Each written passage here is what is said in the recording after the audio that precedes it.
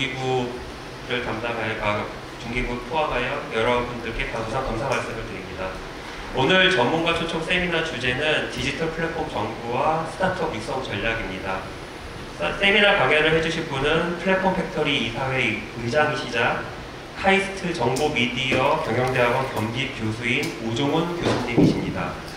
오종훈 의장님은 서울대 물리학 학사, 카이스트 물리학 석박사 학위를 받으시고 포스텍 물리학과 교수로 계시면서 오디오 전문 반도체 기업인 주 펄서스 테크놀로지를 창업하셨습니다. 그 외에 한국반도체산업협회 이사, 국제반도체협회 위원, 그리고 최근 대통령직 인수위원회 위원으로 활동하셨습니다. 그럼 오종훈 교수님을 모시고 강연을 들어보겠습니다. 디지털 혁신이라는 얘기부터 시작을 해보겠습니다. 디지털 트랜스포메이션이라고 하는 얘기를 굉장히 많이 하고 있는데 사실은 이 디지털 플랫폼 정부라는 것은 정부 섹터의 디지털 트랜스포메이션이라고 할 수 있습니다. 그래서 이제 그런 내용을 디지털 혁신에 대해서 일단 좀 컨셉을 우리가 상기해보고 많은 분들이 이미 들으신 내용들일 수 있지만 그것을 우리가 기반으로 해서 디지털 플랫폼 정보를 좀 살펴보도록 하겠습니다.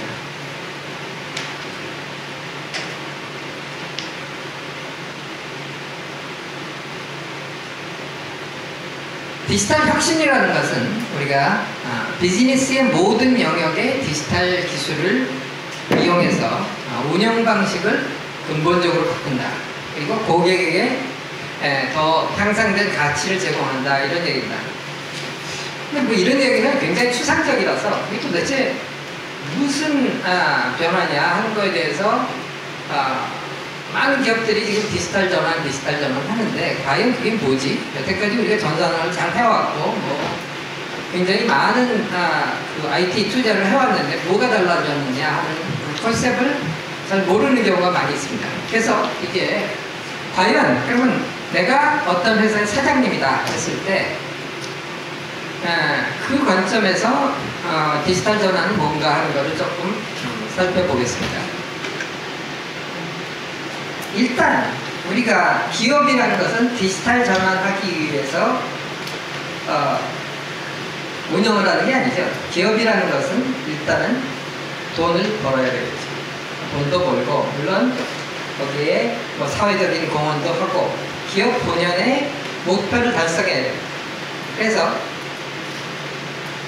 CEO의 입장에서 볼 때 기본적으로 우리가 어떤 전환을 하든 어떤 이노베이션을 하든 그 목표는 기업의 근본적인 경쟁력 향상이 되겠죠. 그래서 CEO의 관점에서도 그렇고 당연히 대통령의 관점에서도 그렇고 그 다음에 뭐 그 부를 예를 들면 장관님의 관점에서도 그렇고 우리 이 중소벤처기업 연구원의 입장에서 볼 때도 원장님의 입장도 그럴 겁니다. 그에 대해서 몇 가지 우리가 이제 왜 그러면 그걸 해야 되느냐, 내가 CEO의 관점에서 왜 디지털 전환을 해야 되느냐, 내가 이끌고 있는 오가니제이션을 왜 디지털 전환을 해야 되느냐라고 얘기할 때 가장 중요한 것은 경쟁력입니다. 그죠? 경쟁력의 목표가 다를 수는 있습니다. 기업은 경쟁 기업들하고 경쟁해서 내가 돈을 더 잘 버는다고. 정부는 국민들한테 더 향상된 서비스를 하고 국민들을 더 행복하게 해줘야 되겠죠. 중소벤처기업부는 중소벤처기업들을 더 잘 육성하고 도와줘야 될 겁니다. 그런데 그런 경우에 우리가 어떻게 그것을 더 효율적으로 할 수 있느냐를 생각해 볼 때 가장 우리가 많이 얘기하는 컨셉 중에 하나가 기술부채라고 하는 겁니다. 기술부채? 그게 뭐지? 기술이 왜 부채야? 이거 쉽게 얘기하면 이렇습니다. 테크놀로지 대 세상은 지금 기술이 막 발전하고 있죠. 나의 경쟁 기업들은 새로운 기술들을 막 적용하고 있습니다. 그래서 훨씬 더 나보다 앞서 나갈 수 있어요. 예를 들면 미국에서는 이카머스 기업 중에 이카머스 하면 무조건 아마존이죠. 거의 90% 이상의 물건이 아마존에서 거래가 됩니다. 왜 그럴까요? 아마존이 훨씬 더 효율적으로 경쟁력 있게 사람들한테 물건을 제공합니다. 근데 왜 그러냐? 일단은 가격이 싸요. 아마존에 가서 사면. 딴 데 어디 가서 하면. 그리고 안전하고 빨리 갖다 주고 그 다음에 내가 원하는 물건을 알아서 찾아주죠. 아마존에 들어가서 몇 번 물건을 사보면은 어떻게 내가 그렇게 사고 싶어 할 물건만 딱딱 골라서 나한테 보여주는지.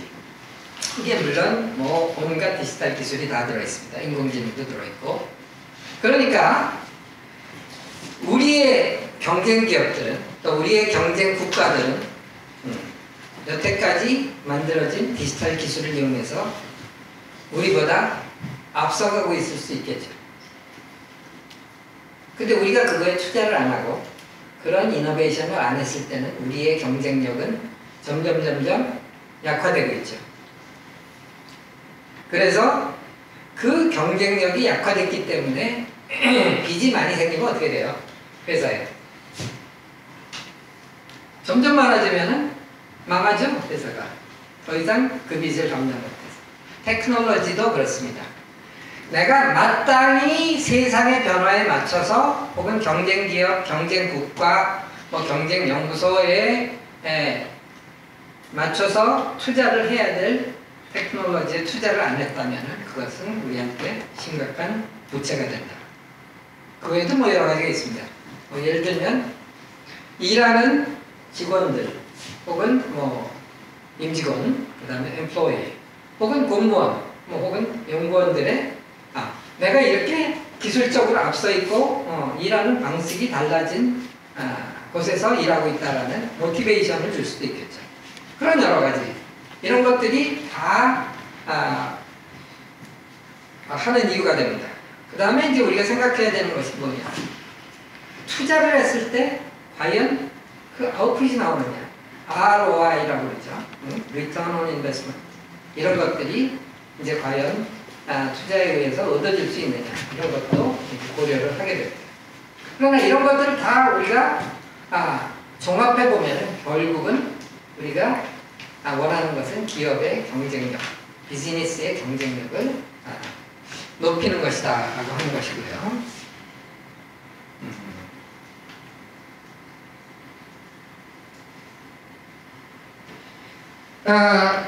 사례를 하나 보겠습니다. 롤스로이스라고 하는 회사를 이제 우리는 보통 자동차, 아주 비싼 자동차 만드는 회사를 보지만 그 롤스로이스는 이미 BMW가 만들고 있죠. 그럼 롤스로이스가 지금 하는 것은 뭐냐? 비행기 엔진을 만듭니다. 그런데 여기가 디지털 혁신을 해서 세상을 지금 바꾸고 있습니다. 어떻게 하는가 보시죠. Do you really know what it takes to get you there on time? With more than 100 million hours flown, Rolls-Royce does.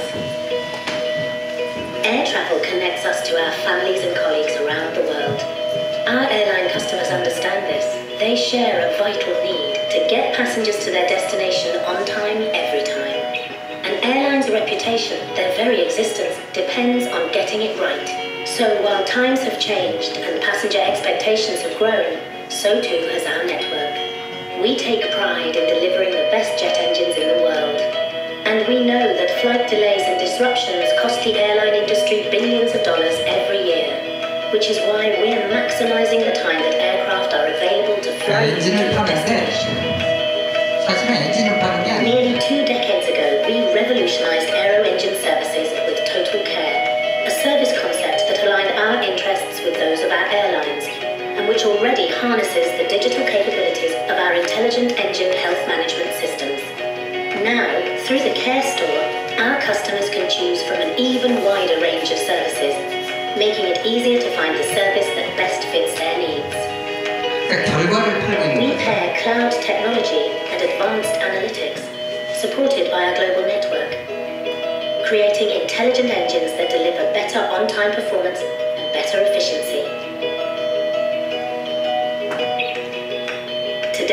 Each engine produces terabytes of data on 엔진에 들어가 있는 device. 모든 센서들의 데이터가 And working with big data rolls-royce와 experts like Microsoft, we are now able to combine engine data with additional aircraft and operational data to unlock huge benefits for our customers.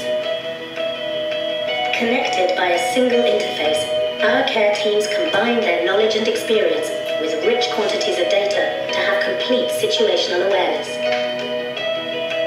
This means that we are able to provide actionable insight to the right person at the right time, allowing customers to optimize their operation and ensure that every flight arrives on time. Airlines operate 24/7 around the globe. So do our services across the entire Rolls-Royce fleet wherever they are. A flip.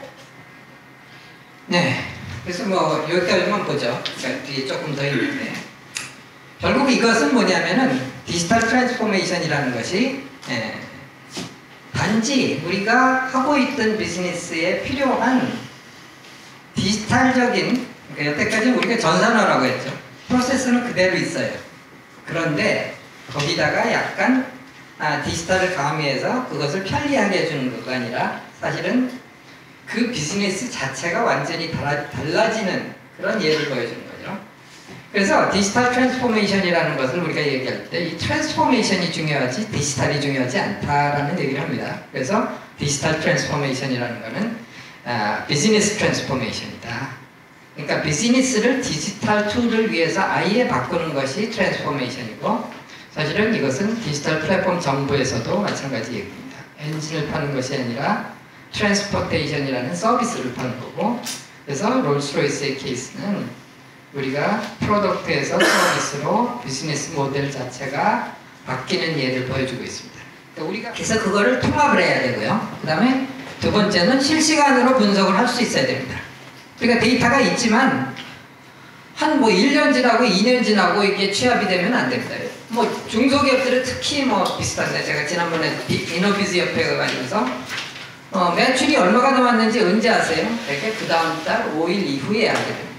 그래서 사실은 문제는 이미 딴 데서 벌어지고 있을지 모르죠. 더 심한 예는 정부에서 있었습니다. 예를 들면 정책이 잘못돼가지고서 2년, 3년 동안 잘못된 정책을 막 하다가 그 다음에 이거 아니야 하고 그 결과를 통계적으로 알게 됐을 때는 이미 되돌이킬 수 없는 뭐 전 정부에 있었던 소주성 뭐 이런 거 요새 아무도 얘기 안 하죠. 예. 근데 그때는 이게 다 맞다고 했는데 그 결과를 언제 알게 됐느냐? 2년, 3년 지나고 나서 알게 됐다는 거죠. 실시간으로 그 결과를 알아야 될 뿐만 아니라 미래에 어떻게 바뀔 건지도 알아야 합니다. 지금의 기술들은 거의 모든 Fortune 500 기업들은 앞으로 한 달 후에 내 매출이 어떻게 바뀔 건지에 대해서도 예측을 하고 있습니다. 그 다음에 인공지능. 그 예측의 기반에는 인공지능이 들어가죠. 그렇지만 인공지능이 아니더라도 우리가 갖고 있는 어렵지 않은 툴 가지고서도 사실은 실시간 예측을 할 수 있는 경우가 많습니다. 그런데 사실은 프로세스나 인프라가 그렇게 안 돼 있죠. 그래서 키는 뭐냐? 아날로그 프로세스로부터 디지털 프로세스로 바뀌는 것이 혁신이다. 그냥 전산 시스템이 좀 업그레이드 되는 것이 아니다는 거죠. 그래서 비즈니스 모델 혁신까지 이루어졌을 때 이것은 완벽한 디지털 트랜스포메이션이다. 그래서 비즈니스 트랜스포메이션 이퀄 real meaning of digital transformation이라는 거죠. 어떤 테크놀로지들을 쓰느냐? 사실은 뭐 기존의 어카운팅 소프트웨어를 쓰고요. 이런 걸 씁니다. 대기업, 세계적인 대기업에서 이런 것들을 다시 조금 업그레이드해서 쓰는데 그리고 이제 회사 내에 그 자기네 자신들만 갖고 있는 테크놀로지들을 활용을 하기도 합니다. 그 다음에 이제 요새 많이 사용하고 있는 것이 RPA, Robotics Process Automation이라고 해가지고서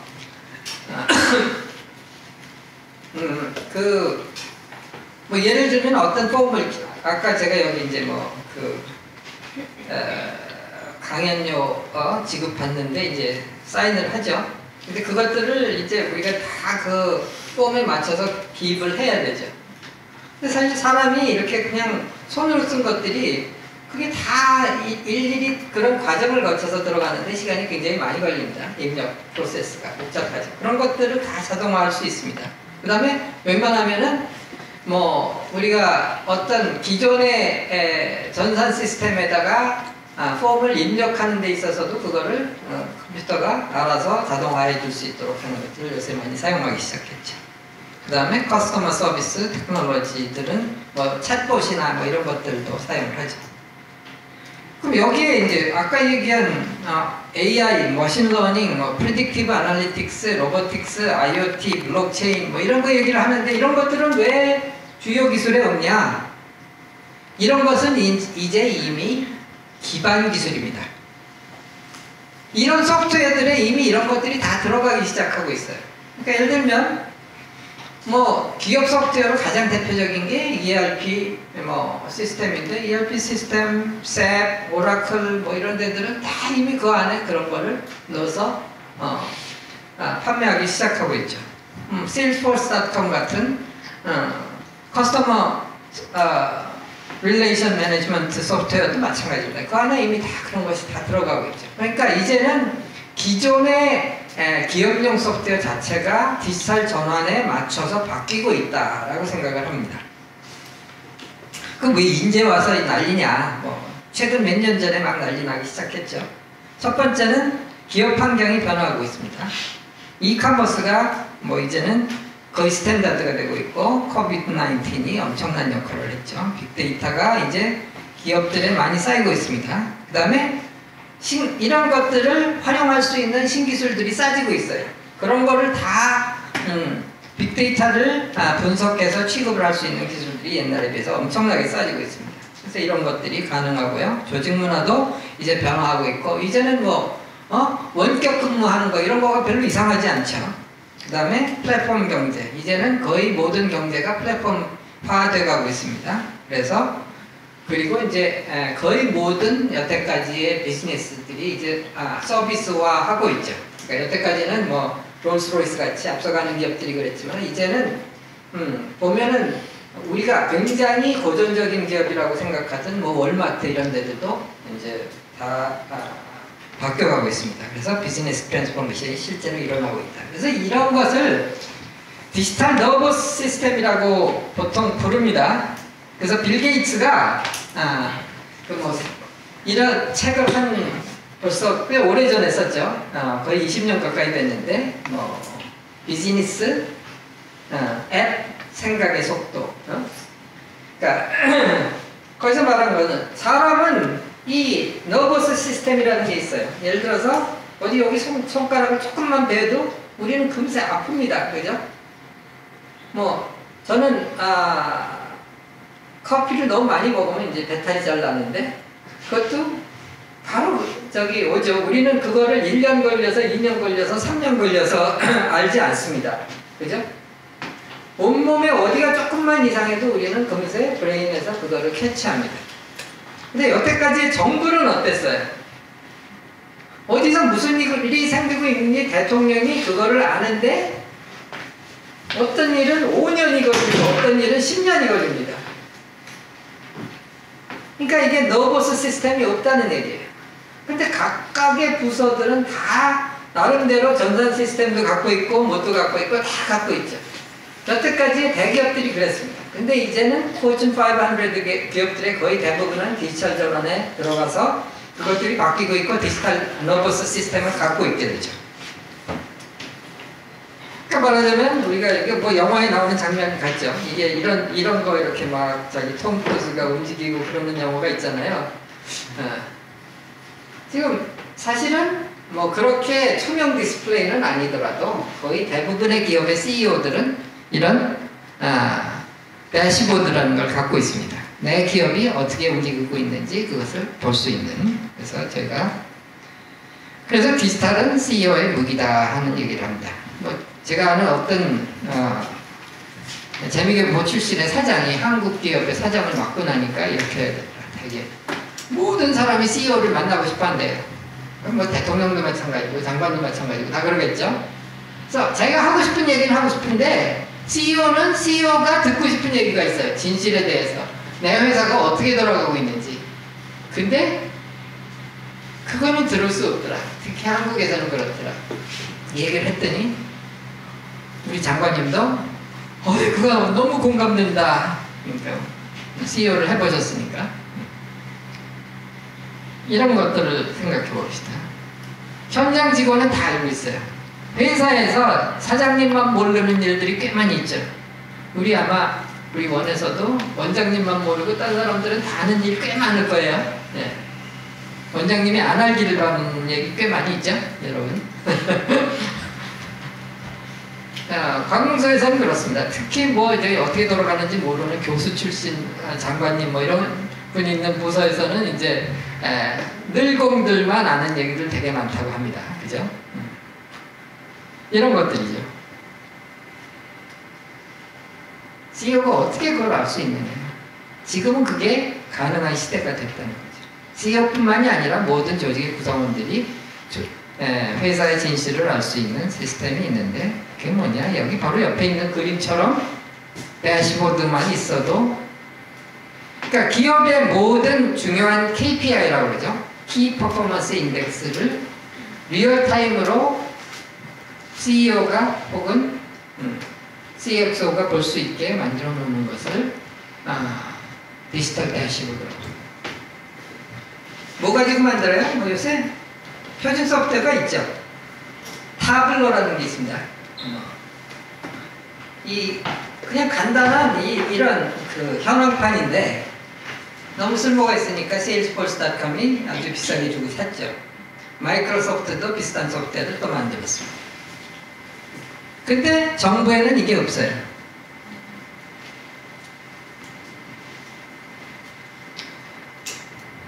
미국의 케이스입니다. 한번 볼까요? I also mentioned that every pixel is a building. One of the awesome things that Tableau does. 미 공군의 디지털 대시보드입니다. 아까 얘기한 타블로라는 걸 가지고 만든 거예요. 저기 있는 그림이 바로 전 세계에 있는 미국 공군 기지의 모든 건물입니다. 저렇게 컬서를 움직이면 어디 갖다 놓으면은 공군 기지 어디고 건물이 뭐고 뭐 이게 지금 상태가 어떻고 이런 게 다 보입니다.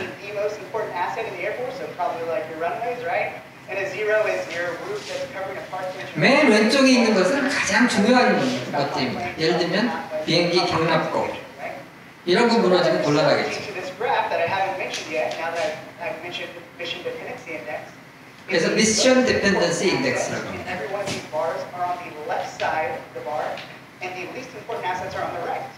So if I pick, come down to PACAP, and we look at all these orange and yellow blocks down here, we see they're part of aircraft shelters, the buildings that cover the planes out of Tucson. Very important, right? We don't want the planes to get destroyed by storms or weather or anything like that. And if I come way to the other end, we see that it's, libraries, latrines, restaurants, things like that, that if they failed, yes, that'd be a blow to morale, but not necessarily an end to the Air Force mission. 네. 공군에서 이렇게 하고 있습니다. 우리나라는 이런 것 좀 하면은 아마 다 기밀이라고 하는데 이거는 그냥 일반 컨퍼런스에 나와서 이런 얘기를 합니다. 그래서 여기 보면 군산도 나와요. 군산에 있는 어떤 건물이 근데 상태가 되게 안 좋았어요. 오른쪽으로 가면 별로 안 중요한 건물이다. 뭐 라이브러리 뭐 그냥 저기 취미용 뭐 건물 뭐 이런. 자, 이런 것만 있어도 엄청나게 우리가 효율적인 행정을 할 수 있겠죠. 그래서 기업의 경우에 클라우드상에 모든 기업의 정보를 갖고 있는 디지털 트윈을 갖는 것을 우리가 최종 목표로 생각합니다. 그러기 위해서는 기업의 모든 데이터가 모이는 데이터 레이크라는 것을 여기서 만듭니다. 그리고 인공지능 플랫폼이 거기에 이제 붙게 되고 그래서 이제 그것들을 활용하기 위한 자체 앱들이 있고 그 다음에 동시에 그 플랫폼 위에서 자기하고 협력하는 기업들을 또 같이 활용할 수 있게 해서 그런 기업들이 만들어주는 앱들도 이제 거기에 포함이 되게 됩니다. 이것이 이제 디지털 전환이 잘 일어난 기업의 아키텍처다라고 할 수가 있습니다. 그래서 인공지능 기반으로 고객의 니즈, 또 지금 또 상황이 어떻고 경쟁자가 어떻고 이런 거를 다 파악을 해서 효율적으로 서비스할 수 있게 되죠. 이런 거를 위해서는 이제 데이터 시간이 언제까지 하면 되나요? 뭐 원래 11시 반까지인데 질문 좀 포함해 주시면 더 좋고요. 네, 알겠습니다. 되도록 빨리 가고요. 아까 시간을 좀 기술적인 문제 때문에 까먹었기 때문에 그것도 감안해서 조금 빨리 가겠습니다. 그래서 이제 보통 이게 데이터 웨어하우스라고 합니다. 그러니까 기업 내에 있는 모든 정보들을 여태까지는 시스템별로 다 나눠져 있었기 때문에 그걸 일단 모아놓자라고 해서 데이터 웨어하우스라고 해서 이걸 모아놓는 작업을 합니다. 근데 그것만 가지고서는 사실은 쓸모가 별로 없어요. 도대체 어떤 데이터가 모여 있는지, 그 퀄리티가 어떤지 이런 거를 제대로 알지 못하기 때문에 쓰는데 어려움이 많죠. 인공지능이나 뭐 이런 것들을 활용하려면 더 어렵게 될 수도 있습니다. 그래서 이런 거를 잘 활용할 수 있도록, 게다가 이제 비정형 데이터라고 합니다. 요새는 비디오, 뭐 오디오, 그 다음에 이제 또 뭐 사진, 뭐 이런 것들이 굉장히 많이 생기죠. 근데 거기에도 굉장히 중요한 데이터들이 많이 축적이 됩니다. 이런 것들을 우리가 잘 활용할 수 있도록 그 정제된 데이터로 만드는 그런 것을 이제 우리가 데이터 레이크라고 합니다. 데이터 레이크. 무슨 얘기냐면은 데이터가 호수에서 물고기가 마음대로 왔다 갔다 하는 것처럼 데이터가 서로 통할 수 있도록 만들어줘야 된다. 그래서 사실 뭐 이 데이터 레이크 개념은 이제 기업들에서는 이제 거의 당연하게 받아들여지고 있는 건데, 이게 정부에서는 사실은 쉬운 얘기가 아닙니다.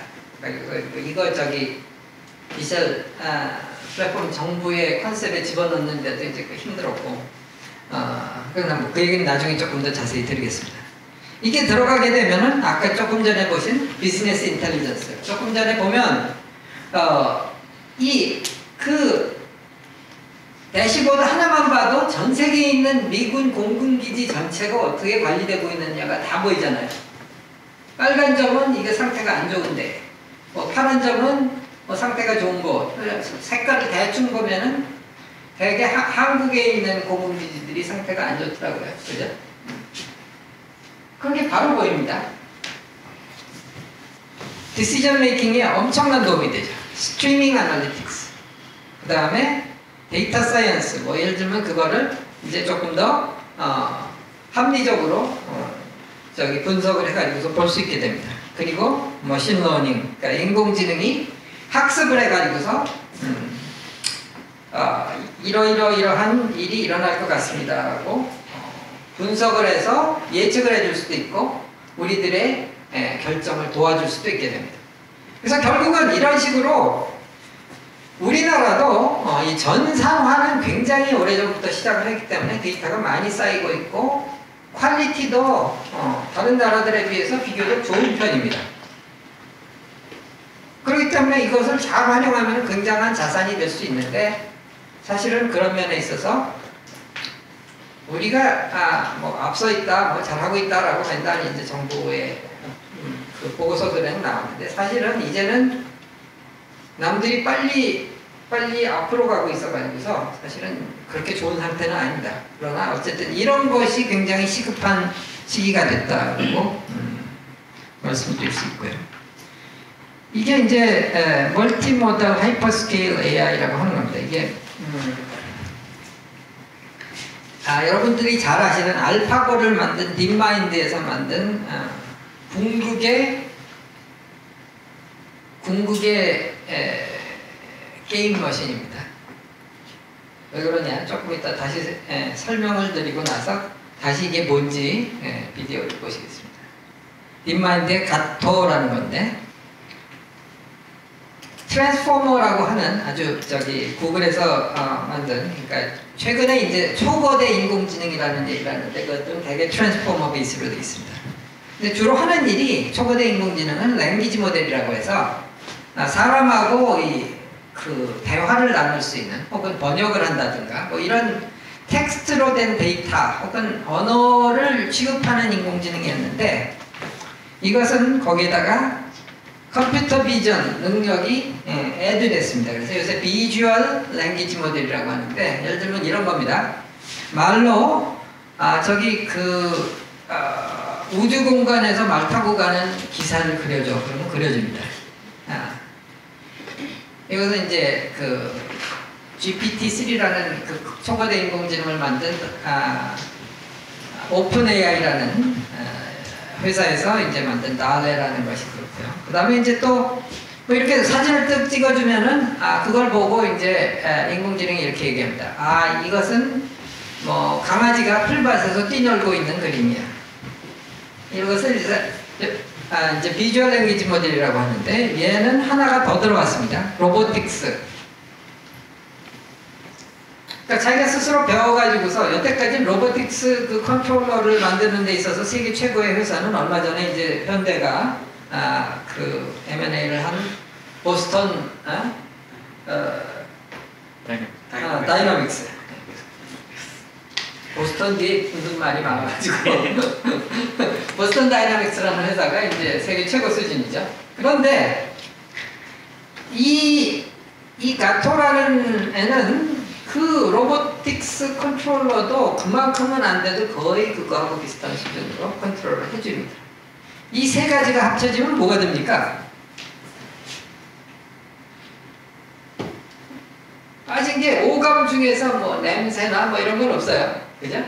그건 없지만 최소한 이 세 가지가 있으면 뭐가 됩니까?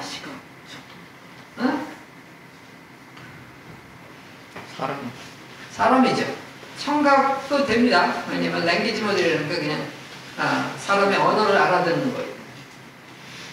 거기다가 운동까지 할 수 있으니까 거의 사람이 됩니다. 그죠?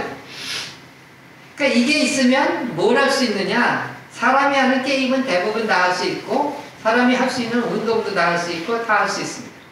그죠? 그런데 거기다가 뭐까지 있느냐? 이미 웬만한 거는 다 학습을 시켜놨어요. 그러니까 초거대 인공지능이라는 건 그겁니다. 미리 프리-트레인드, 미리 인터넷에 있는 웬만한 데이터는 다 학습을 시켜놔가지고서 웬만한 운동은 미리 다 배워놓는 겁니다. 그죠? 웬만한 게임도 다 배워놓는 겁니다. 그럼 어떻게 돼요? 새로운 게임을 해도 원래 게임 잘하는 애, 우리 딸이 이제 그 게임 매니아인데 그래서 저기 취직까지도 뭐 저희 게임 회사에서 일하고 있는데 뭐 게임 하나 하면은 뭐 이제 딴 게임에도 금방 잘해요. 그래서 우리 조카들이 이제 누나를 아주 저기 그 영웅으로 받듭니다. 우리는 저기 포켓몬 그 게임 뭐 몇 단계까지 못 가봤는데 그런데 그게 무슨 얘기냐면은 이미 한 곳에서 충분히 잘 배워놓으면 딴 것도 잘한다는 얘기죠. 예를 들면 요새 뭐 그 TV에서 그 유튜브에서 골프 프로그램이 잘 나오는데 골프 잘 치는 아마추어들이 있습니다. 대개 보면 뻔합니다. 야구 선수 출신, 그죠? 테니스 선수 출신, 이영택, 뭐 박찬호 이런 사람들 엄청나게 잘 치죠. 비슷한 걸 이미 배워놨으니까 잘한단 말입니다. 그래서 이런 걸 엄청나게 트레이닝을 시켜놨기 때문에 다시 보시면 그리고 이건 얼마든지 키울 수가 있습니다. 그래서 제너럴 아티피셜 제너럴 인텔리전스에 거의 가까이 가는 그러니까 딥마인드의 목표는 자기네는 그러니까 제너럴 아티피셜 제너럴 인텔리전스 AGI에 가까이 가는 게 자기네 목표라고 얘기를 합니다. 공무원이. 그러니까 이것이 어떻게 동작하는지 한번 같이 보시죠. 그죠? 여러 가지 게임들을 한꺼번에 하고 있습니다. 이게 또 멀티태스킹입니다. 이 많은 게임을 한 대가 지금 다 동시에 하고 있는 거예요.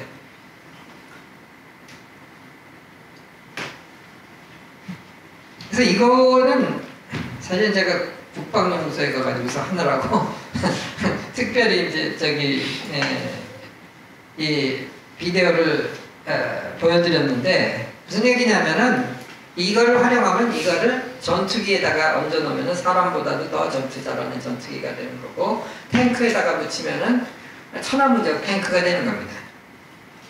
거의 그런 단계에 벌써 왔다는 거예요. 그런데 그러면 이런 것들이 있다고 해서 우리도 무조건 디지털 전환을 모든 부분에서 해야 되느냐? 사실은 그렇지는 않다 하는 것이 이제 제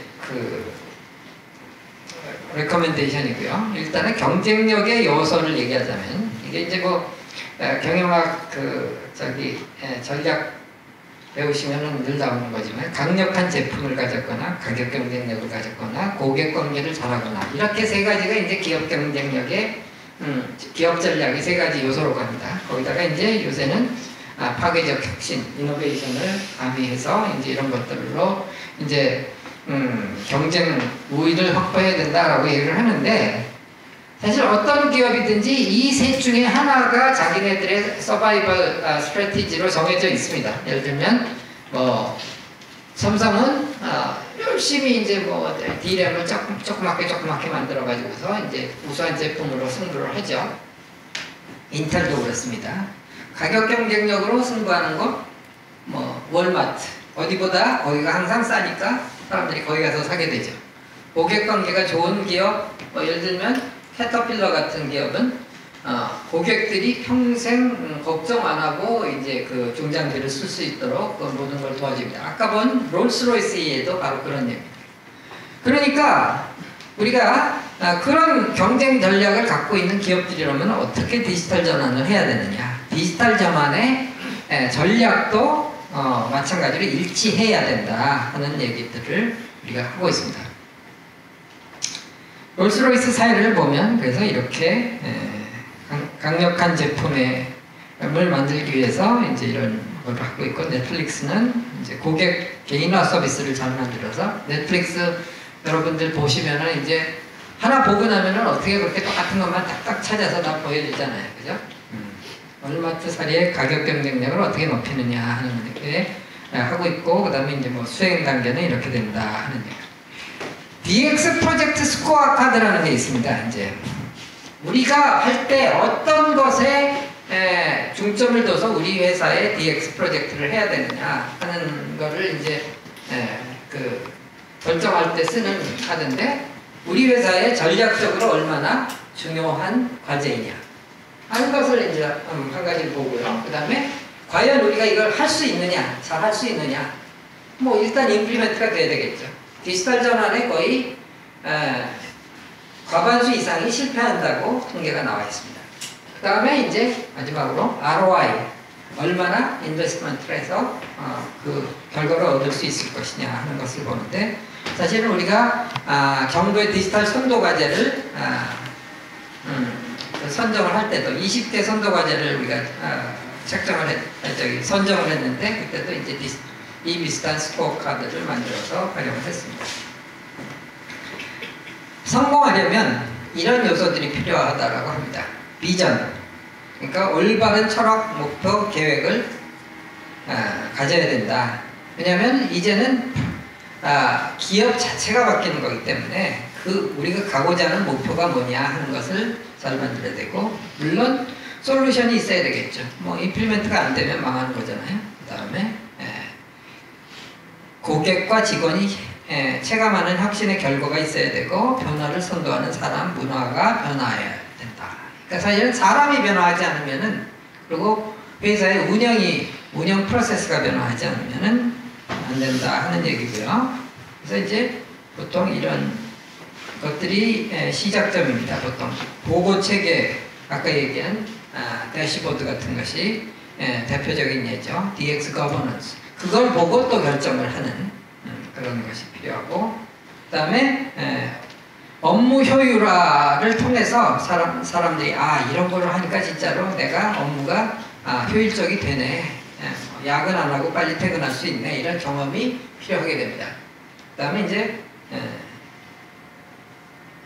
중요한 거는 이제 그 최고 경영자의 프로세스와 행동이 바뀌어야 남들이 다 따라하는 거죠.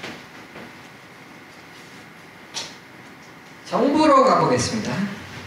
사실은 이제 다 중요한 컨셉은 얘기를 했기 때문에 정부도 마찬가지가 됩니다.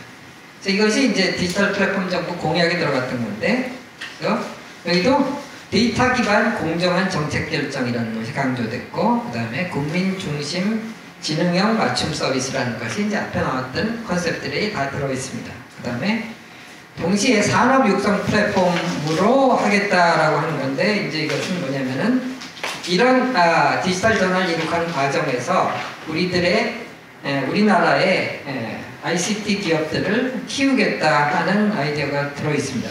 이것은 이제 특히 제가 여러 곳에서 집어넣으려고 굉장히 노력을 했던 그 파트이고, 그래서 이제 오늘 스타트업 육성 전략이 또 나오지만은, 그 다음에 같은 맥락에서 디지털 지구 공약이 있습니다. 그래서 여기도 이제 인공지능 산업 육성이 들어가 있고, 그 다음에 수출 기업을 육성하겠다 이런 내용들이 들어있고, 인재 양성, 또 뭐 소프트웨어 디지털 융합 산업 육성 이런 얘기들이 같이 들어있고,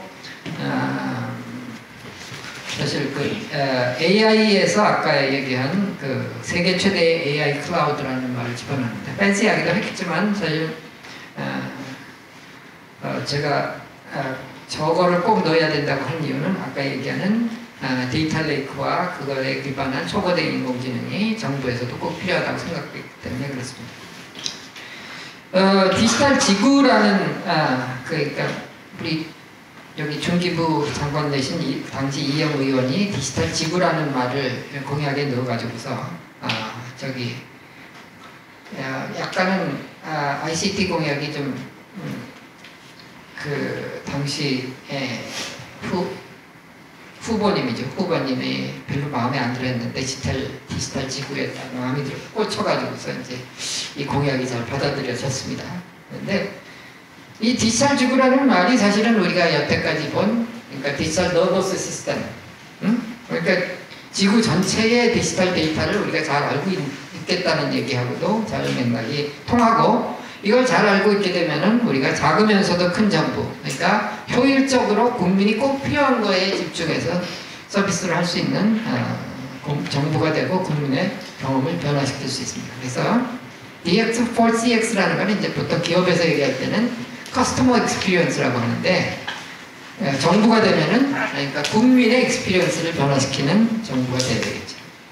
그래서 이런 것이 이제 기본 철학이고, 그래서 이제 이거를 저는 이제 디지털 민주주의라는 말로 사실 이런 의미들은 남들도 얘기했지만, 그래서 이렇게 여러분이 기억하시기 좋게 국민을 위한, 그러니까 국민이 내가 필요한 서비스가 이거야라는 것을 스스로 제안할 수 있고, 국민에 의한, 그러니까 여태까지는 행정 서비스라는 것은 항상 정부가 알아서 해주는 걸로 생각했습니다. 그리고 거기에 내가 끼어들어갈 자리가 없었어요. 국민이나 기업은. 근데 국민도 거기에 참여할 수 있다. 그리고 국민의 내 거기 때문에 내가 마음에 안 들면 버릴 수도 있다는 거예요. 그러니까 제가 디지털 플랫폼 정부 TF에서 일하면서 가장 답답했던 게, 진짜로 더 이상 안 해도 되는 하나마나 한 프로젝트들이 많아요. 정부 전산화 과제 중에. 근데 이거를 없애면은 모든 공무원들이 그럼 내 자리도 같이 없어지면 어떻게 하나, 그리고 굉장히 걱정을 하죠. 그러니까 없애는 절차가 어떻게 됩니까? 라고 물어보니까 없애는 절차는 없습니다. 그러니까 폐기할 수도 있어야 되는 거고, 어떤 것이 나한테 더 마음에 드는 서비스인지 선택도 할 수 있어야 된다. 이런 진짜로 민주주의의 그 이상을 실현하는 그런 철학을 가져야 된다라고 저는 말씀드리고 있습니다. 그래서 이제 아까 얘기한 이런 것들이 다 있는데, 이것도 기업의 전략과 비슷합니다. 그런데 이제 조금씩 이제 콘텍스트를 바꾸는 거죠. 그래서 결국 기업에서처럼 우리도 이제 데이터 기반으로 결정을 합리적으로 내릴 수 있어야 된다. 그러기 위해서는 우리가 정보를 확실하게 결정을 내리는 정책 결정자가 올바른 데이터를 그냥 데이터가 아니라 의미를 알게 돼야 된다 하는 얘기고요. 그 다음에 데이터 주권은 뭐냐면은 정부의 데이터가 굉장히 많이 쌓여 있는데 이게 내 데이터인지 공무원 데이터인지 아니면 그 부처의 데이터인지 알 수가 없다. 왜냐면 여태까지 법률에 의해서 이거는 개인정보 보호를 해야 됩니다 라고 얘기를 하고 있지만은 사실은 그건 내 건데 나를 뭐 한다고 그러면서 나는 쓸 수 없게 해준다는 그건 말이 안 되잖아요. 근데 그런 게 너무나 지금 많죠. 그 다음에 그래서 디지털 플랫폼 정보는 동시에 기업 육성 플랫폼도 돼야 된다. 인공지능 기반으로 우리가 합리적인 결정을 내리는데 기술의 도움을 받아야 된다 하는 얘기를 이제 기본 컨셉으로 했고요. 그래서 이제 뭐 정부 자체가 또 클라우드 상에 이제 우리가 디지털 트윈으로 정부의 모든 정보가 이렇게 클라우드 상에 모여 있는 그런 시스템을 만들어야 된다고 이제 컨셉을 만들었습니다. 그래서 데이터 레이크 컨셉, 인공지능 플랫폼, 공공 사스 앱, 그 다음에 민간이 참여해서 민간이 행정 서비스를 할 수 있는 그런 시스템을 마찬가지로 우리가 컨셉을 집어넣었는데, 그래서 역시도 여기도 데이터 레이크가 필요하고, 그 다음에 이제 그 행정 자체는 인공지능 기반으로 당연히 이제 합리적인 서비스를 해서 효율화, 예산 절감을 해야 되겠죠. 그 다음에 꼭 필요한 서비스를 맞춤형으로 제공하고, 그 다음에 여기 중요한데 평가를 해가지고서 허접한 건 버리고 잘하는 거는 더 키우고 이제 해야 된다. 그런 얘기가 되겠습니다. 사실 이런 거죠. 군대 갔다 오신 뭐 남자분들 많으시지만 군대 밥을 좋아했던 분 한번 손 들어 보시겠어요? 근데 영양사가 다 저기 그 칼로리 다 맞추고 해서 그래서 다 살찌잖아요. 군대 가서 영양실조된 분은 없으시죠. 그러나 아무도 안 좋아합니다. 이렇게 하길 원하죠. 그러니까 사실은 국민중심 행정이라는 건 이런 겁니다. 공무원이 너희가 이런 걸 원할 거야 라고 하는 거를 국민은 원하지 않습니다. 여태까지 행정이라는 건 이랬죠. 그러니까 항상 정부가 이러이러한 행정을 이런 행정 서비스를 해줘야 된다고 정하고 거기에 필요한 그 정부 부처들이 이제 어떤 일을 하기로 하고 ICT 관련 프로젝트들도 그렇게 조달기업, 뭐 보통 SI라고 그러죠. 국내 대기업의 계열사 SI가 이제 대부분입니다. 뭐 빠는 몇 개 회사가 하고 있죠. 그러면 이제 또 거기는 진행을 하지 않고 이제 조그만 중소기업들한테 하청을 다 줍니다. 그리고 쥐어짜입니다. 그렇게 해가지고서 시스템 만들어 오는데 뭐 시수 뭐 이런 거 해가면서 뭐 저기 해가지고서 부가가치가 얼마가 있느냐에 따라 가지고서 돈을 주는 게 아니라 너희들 밤을 며칠 샜으니까 이제 이렇게 돈을 준다라는 식으로 돈을 줍니다. 그러니까 만들어진 시스템은 뭐 목적은 그렇던데 민간 입장에서 볼 때는 좀 허접하죠. 뭐 그래도 옛날에 비하면 민원 24부 이런 서비스가 많이 낮았습니다만 그렇게 됩니다. 그래서 이렇게 하지 말고 이렇게 하자는 거죠. 국민을 중심에 두고 여러 개의 좋은 서비스가 정부가 만든 서비스, 기업이 만든 서비스가 국민의 니즈를 과연 만족하는지 국민을 상대로 경쟁을 하자는 거죠. 그래서 그렇잖아요. 우리가 배달의 민족이 마음에 안 들면 요기요에 시킬 수도 있고, 그죠? 배달의 민족 내에서도 들어가서 보니까 우리 동네 맛집 중에 여기가 더 맛있어 보이니까 거기 가서 시키지 않습니까? 근데 그렇게 할 수 없는 게 딱 하나가 뭐가 있어요? 행정 서비스입니다. 우리 동네 동사무소가 마음에 안 든다고 딴 데 갈 수가 없잖아요. 그러니까 이거는 국민 중심 행정이 아니라는 거죠. 근데 여태까지 모든 정부가 다 나는 국민을 위해서 일한다 그러면서 사실은 내 마음대로 했죠. 그래서 이제 이런 아까 보여드린 그래프는 이제 뭐 제가 이제 TF 하기 전에 만들었던 거고, 이거는 이제 실제로 이제 이런 식으로 그 정부 공식 보고서에서 이렇게 들어갔습니다.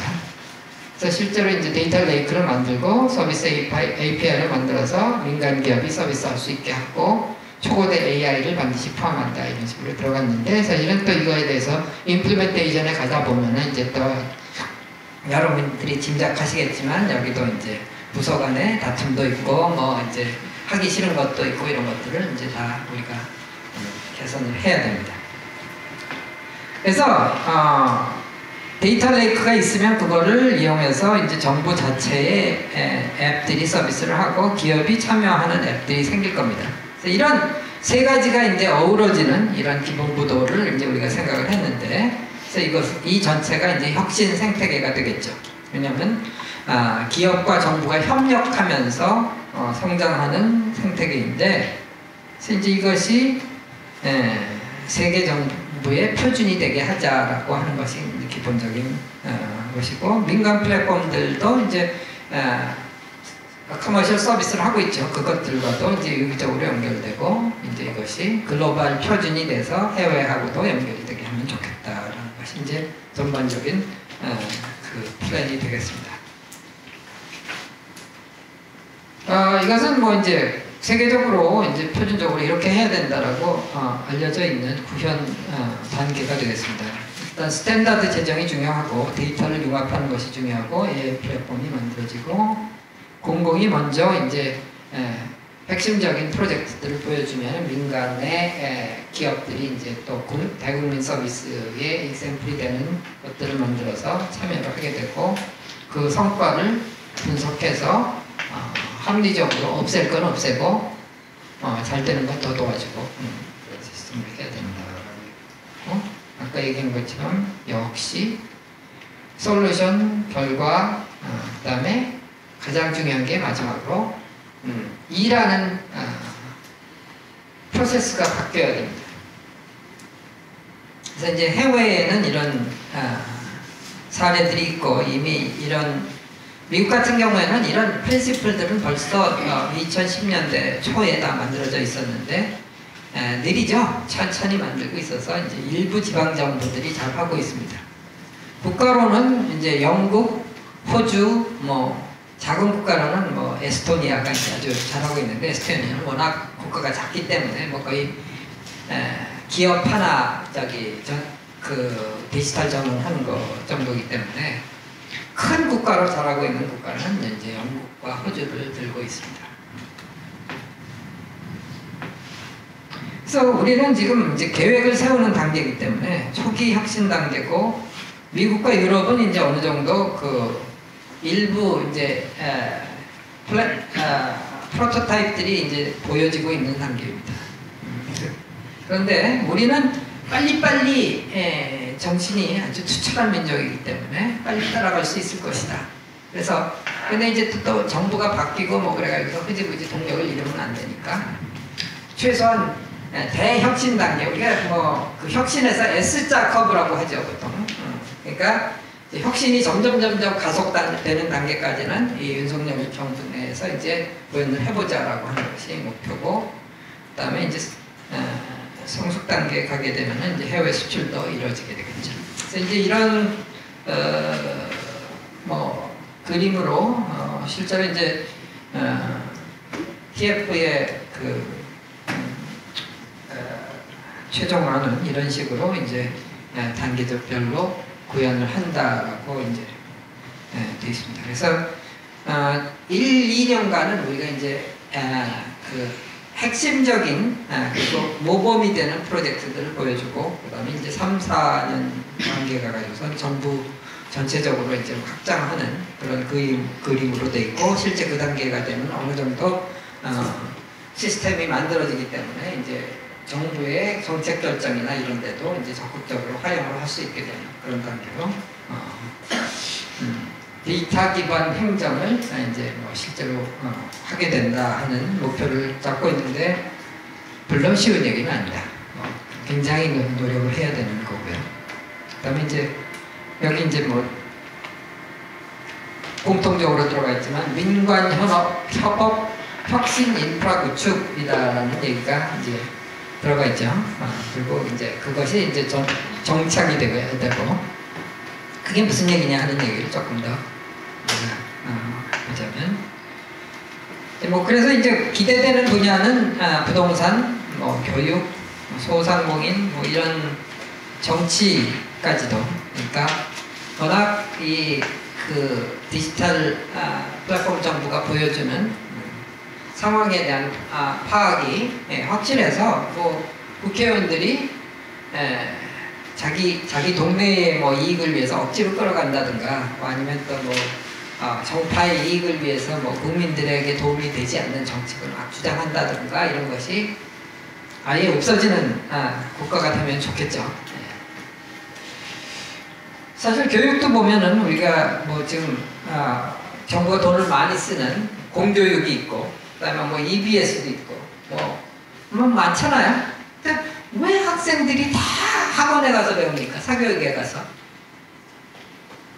그러니까 교육부 공무원이라고 학원 안 보내는 공무원 별로 없을 것 같아요, 제 생각에. 그죠? 그러니까 여기 나오는 뭐 현우진 같은 사람 하나가 뭐 교육부보다 더 훨씬 더 일을 많이 하고 있을지도 몰라요. 그죠? 그러면 우리가 그런 민간의 경쟁력을, 그러니까 우리가 아까 테크놀로지 그러니까 기술 부채라고 그랬죠. 이것을 어떻게 없애느냐 하는 것이 이제 결국은 굉장히 중요한 일이다. 이제 시간을 많이 썼네요. 빨리빨리 가야 되는데. 여기 이제 대표적인 예가 있습니다. 프로세스가 바뀌어야 되는 예가,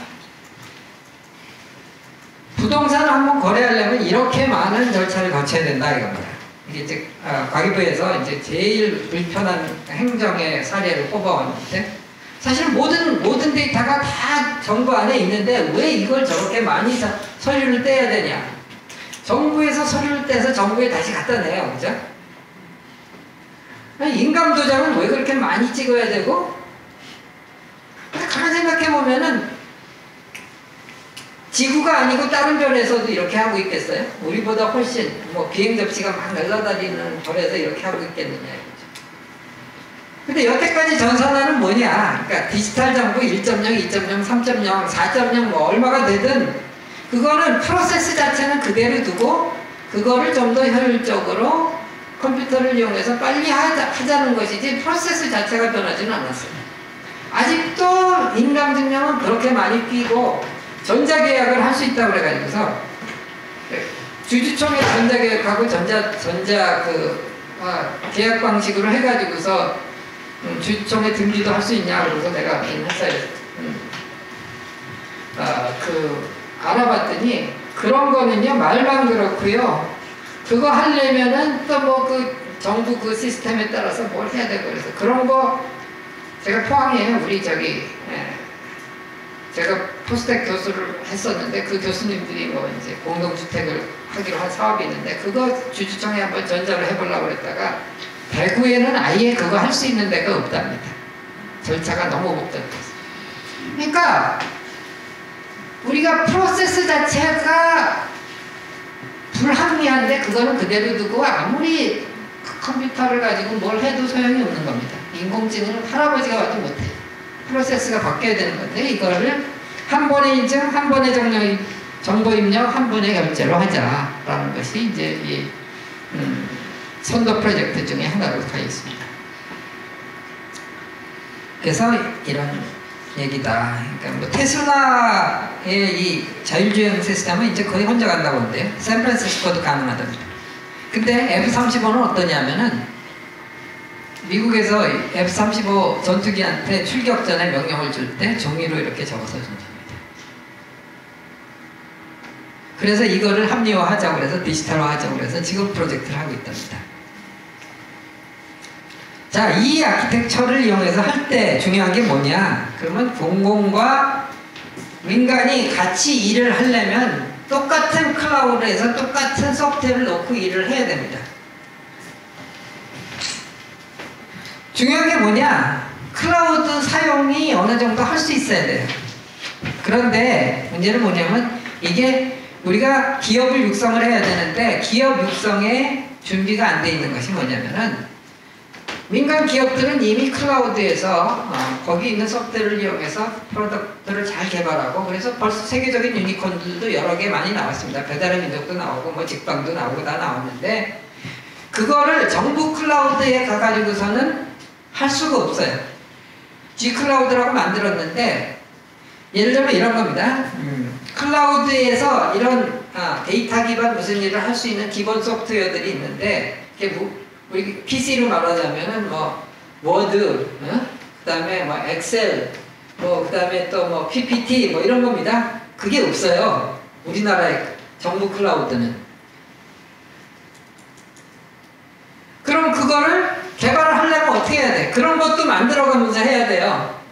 그러니까 물론 수준도 낮고 불편하기도 하지만 그거는 진짜로 대기업 SI밖에 못하는 거예요. 그래서 중소벤처기업이 이런 프로젝트에 참여를 할 수가 없어요. 그래서 일단은 그런 인프라부터 만들어야 된다. 그리고 그런 거에서 개발을 할 수 있게 해야 된다라는 얘기죠. 뭐 그런 거를 만드는 그런 뭐 워드, 마이크로소프트, 워드 뭐 이런 거에 해당되는 기업을 소프트웨어를 만드는 기업들이 지금 이렇게 비싼 유니콘이다. 유니콘이 아니라 뭐 또 데카콘이라고 쓰겠죠. 그리고 이제 세계적으로 하이퍼 스케일 AI라고 해서 초거대 AI가 이제 만들어지고 있는데 아까처럼 이제 만능으로 할 수 있는 거죠. 이미 기본은 하는 애들. 근데 이거에서 지금 세계적으로 미국이 가장 앞서가고 있었는데 요새 지금 중국이 초거대 AI에서 미국에서 만들어진 가장 큰 AI의 10배짜리, 100배짜리를 만들고 있습니다. 북경에 AI 연구소가 있는데 일론 머스크가 만든 오픈 AI에서 만든 AI보다 지금 100배짜리를 만들고 있어요. 한국은 일론 머스크의 오픈 AI 정도 되는 거는 이제 네이버에서도 만들었죠. 그리고 중국은 최소한 데이터 주권이 아니라 데이터는 무조건 정부가 마음대로 써야 된다는 주의이기 때문에 데이터 인테그레이션을 다 해가지고서 이렇게 다 쓰고 있습니다. 이게 이제 초거대 AI인데 이게 이제 10배짜리, 뭐 100배짜리인데 여기 들어가는 프로세서가 웃겨요. NVIDIA의 GPU는 가장 발전된 뭐 6나노 공정을 씁니다. 중국 애들은 이 싱이라고 해서 써메이라고 하는 회사가 만든 슈퍼컴을 쓰는데 14나노예요. 그러니까 구형 공정 가지고 하는 겁니다. 그래도 뭐 된다는데 뭐. 그리고 사이즈를 100배 하겠다는. 그래서 결국 민간 부분에서 앞서가고 있고 아까 얘기한 것처럼 이런 초거대 AI를 훈련시켜 놓으면은 트랜스퍼 러닝이라는 걸 이용해서 거의 모든 일을 다 잘할 수 있다. 그래서 우리나라는 AI에 대한 계약 세우라고 모든 부처가 다 각각 자기네가 AI 따로따로 개발한다고 합니다. 이거를 못하게 막아야 되는데 사실 좀 쉽지는 않아요.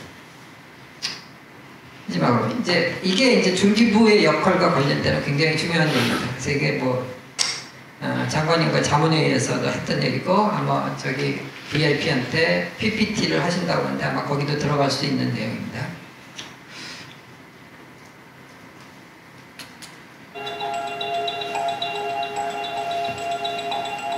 바이든이 When it comes to the most advanced chips like the ones made here at Samsung, there's only one of only 3 companies in the world that makes these chips.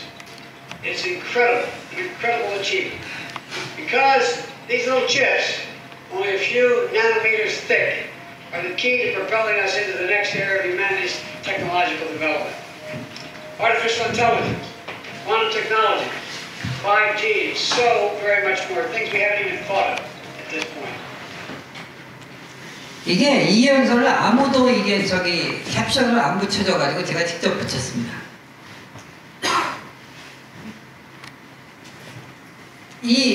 지난번에 바이든이 올 때 평택 공장부터 가겠다고 그래가지고 난리가 났습니다. 그러니까 대통령을 먼저 만나지 않고 평택 공장에 먼저 가서 이재용을 먼저 만나야 된다는 거예요. 왜 그랬느냐? 근데 그러고 나서 이제 반도체 공장이 중요하다 그러니까 뭐 정부 전체가 지금 반도체가 난리가 나고 지금 요새 VIP께서도 반도체에 꽂혀 계신데 사실은 이 반도체의 의미를 잘 깨달아야 됩니다. 왜 바이든이 평택부터 갔느냐? 여기 이 연설에서 직접 얘기를 하셨어요. 반도체도 중요하지만 이 반도체가 앞으로 일어날 모든 혁신의 기반이 된다. 그리고 거기서 제일 먼저 얘기한 게 인공지능, 양자기술도 얘기했는데 이거 30년 후의 얘기예요. 그분 임기중하고는 아무 상관이 없어요. 5G도 뭐 좀 마이너한 얘기고. 그러면 인공지능이 지금 문제라는 얘기예요. 그래서 우리가 인공지능 공급망을 생각을 해보겠습니다. 반도체 소재 장비가 있죠. 그 다음에 파운드리 종합반도체 이런 데들. 이거는 반도체 생산입니다. 우리나라 삼성, 하이닉스 이런 데가 하고 있죠. 그 다음에 이제 파운드리 위에서 팹리스 반도체 회사들이라고 하는 게 있는데 CPU, GPU, TPU 이런 걸 만듭니다. 그리고 메모리, 스토리지 이런 거는 종합반도체 회사들이 보통 만들죠. 이것도 한국이 굉장히 많이 하고 있는 분야입니다. 그 다음에 이제 시스템이 있죠. 모바일 폰, PC, 서버 이런 게 있는데 이거는 이제 중국, 대만 이런 데서 많이 되고 있습니다. 그 다음에 클라우드 하드웨어 인프라 서비스가 있습니다. 예를 들면 아마존, 구글, 마이크로소프트 이런 데가 하죠. 우리나라도 네이버, KT 이런 데가 하긴 합니다. 그 다음에 아까 얘기한 파스라고 해가지고 이 기본 소프트웨어에 해당되는 겁니다. 그러니까 워드와 엑셀에 해당되는 것들 이거를 미국이 회사들이 하고 그 다음에 그거 위에 초거대 인공지능이 만들어지는 겁니다. 그 다음에 이런 것들을 이용해서 플랫폼 서비스를 하는 거죠. 사실은 돈은 어디서 제일 많이 벌까요? 맨 위에 플랫폼 서비스가 다 버는데 그거에 기반이 되는 것이 바로 인공지능입니다. 그래서 돈 되는 거는 다 저기예요. 그죠? 반도체에서 돈을 벌긴 벌죠. 그러나 경쟁력을 비교해보면 미국이 강한 데가 바로 여기입니다. 나머지는 이래요. 중약이에요. 약이 뭐냐면 미국이 옛날에 비해서 경쟁력이 없어진 데예요. 어디가 주로 약해요? 시스템을 만들거나 반도체를 만들거나 저쪽이 약합니다. 그죠? 중국은 어떤가요? 중국이 강한 데는 이런 데입니다. 플랫폼은 워낙 자기네 시장이 크기 때문에 다 막아놓으니까 알리바바, 텐센트 다 강하죠. 소프트웨어는 좀 약하고요. 중간에는. 그 다음에 이제 메모리, 스토리지, 파운더리, 종합반도체 여기가 약합니다. SMIC라고 대만의 TSMC를 따라가겠다고 만들었는데 아직 허덕허덕해요. 그래서 14나노 겨우 만들고 있는 겁니다. TSMC에 가서 좋은 칩 못 만들게 해요. 그리고 반도체 장비 물론 약하죠. 반도체 장비는 미국과 일본과 네덜란드가 강합니다. 우리는 어떤가 볼까요? 우리 이런 거는 중간은 갑니다. 그죠? 이게 약합니다. 특히 소프트웨어 산업이 약한데 이게 다 중소기업이 하는 겁니다. 한국에서 소프트웨어 기업으로 글로벌 유니콘이 된 예가 없어요. 그래서 투자자들이 유니콘 되려면 미국으로 보내야 된다고 그래서 일찌감치 미국이나 영국으로 보냅니다. 한국이 강한 건 뭐냐? 여기가 강합니다. 그죠? 특히 반도체에서 인공지능을 만드는데 가장 중요한 게 뭐냐? 파운드리. 그죠? TPU, GPU, CPU 만들어야 되잖아요. 그죠?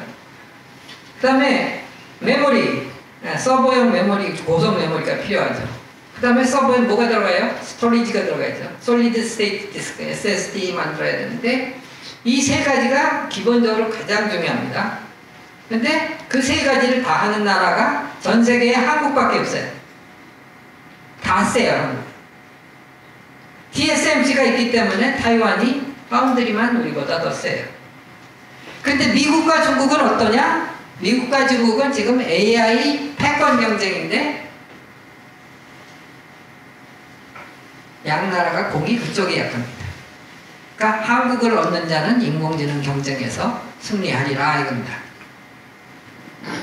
그래서 바이든이 와가지고서 평택을 간 거예요. 그러니까 인공지능에서 내가 1등이 되고 중국을 박살을 내겠다. 근데 우리는 그럼 반도체 협력합시다 그러고 열심히 하고 있어요. 그건 좋아요. 반도체 협력을 하는데 그렇게 해서 누구만 좋냐?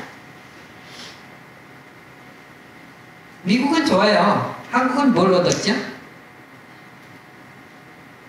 그래서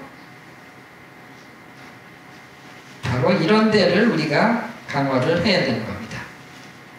그죠? 여기를 얻어야 되고, 이거는 한국의 중소벤처기업들이 커야 되는 분야이고, 그래서 이게 중소벤처기업부 소관이다. 사실은 디지털 플랫폼 정부를 통해서 이것이 육성이 될 수 있고, 미국의 협력을 얻어서 우리가 가져와야 되는 분야. 그래서 이 디지털 플랫폼 정부에서도 그렇고, 한국과 미국의 협력에서도 그렇고, 전 세계의 인공지능 패권 경쟁에서도 그렇고, 중소벤처기업부의 역할이 굉장히 중요하고, 그 전략을 이 중소벤처연구원에서 잘 만드셔야 됩니다. 대한민국의 미래가 여기에 달렸습니다. 대한민국의 기술 패권의 능력이 여기에 달렸습니다. 시간이 너무 많이 갔기 때문에 여기서 마무리하도록 하겠습니다. 마지막으로 이런 얘기입니다. 디지털 혁신은 반드시 CEO가 책임져야 됩니다. 국가에서는 대통령이 책임져야 되고요.